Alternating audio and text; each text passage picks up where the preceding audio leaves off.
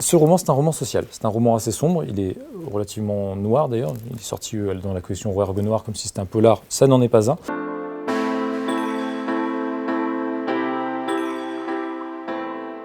On est dans un roman social très sombre, très dur, qui commence avec une scène presque de crime, puisqu'un troupeau de moutons, de brebis, a été décimé par une bête. Une bête, on ne sait pas encore laquelle. Est-ce que c'est un loup? On ne sait pas. Les bergers souhaite organiser une battue. Le personnage qu'on va rencontrer à ce moment-là, c'est Jean, l'un des bergers, qui refuse de participer à cette battue. Il estime que chacun son problème.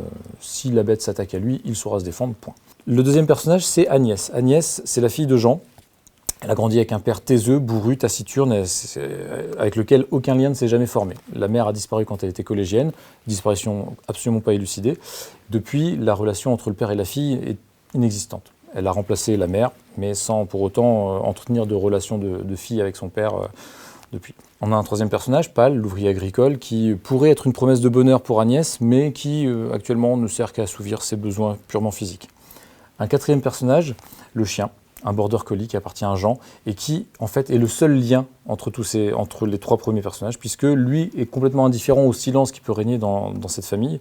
Il va indifféremment du père à la fille quand il a besoin, quand il faut guider l'un vers l'autre, c'est lui qui s'en occupe. C'est le seul lien social dans cette maison. On a une entité omniprésente, inquiétante, la forêt, semée de pièges, semée d'embûches, dans laquelle rôde la bête et dans laquelle Jean va devoir s'aventurer quand son propre troupeau est attaqué. Voilà le décor de ce roman. Ce livre, si je vous le conseille, c'est parce que simplement, moi il m'a touché, la noirceur qui s'en dégage m'a touché. Alors effectivement, on n'est pas sur un roman très joyeux, mais c'est la noirceur présente dans la relation entre le père et la fille. C'est ce qui vraiment a touché ma fibre sensible, c'est ce qui vraiment m'a peut-être dérangé dans un premier temps, mais ensuite m'a donné envie d'aller plus loin.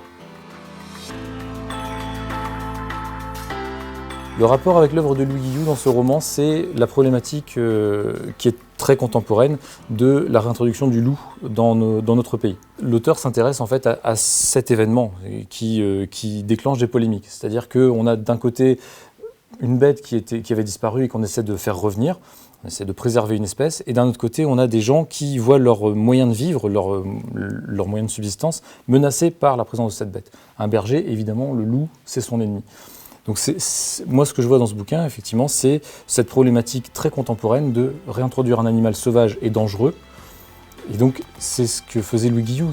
Il parlait des problématiques de son temps, et là, c'en est une.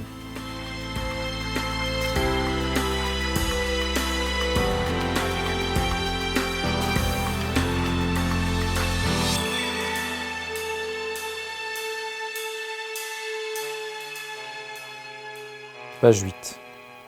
L'homme regardait vers la forêt, une enceinte lointaine et proche qui encerclait le pays, bouchant tout horizon. N'importe où que se pose le regard, elle était là, barbouillée de brume. Comme elle était impénétrable, ses yeux y cherchaient les bêtes d'avant, celles des nuits de pleine lune, celles qui se cachaient derrière les portes, sous les lits.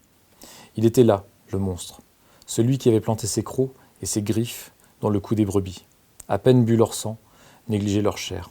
D'où les bêtes fauves tuaient-elles sans nécessité par seul goût du carnage? Comme il fallait bien un coupable, il était là, caché, à l'affût. Nul ne le voyait, mais il les voyait tous, un par un, choisissant sa future proie.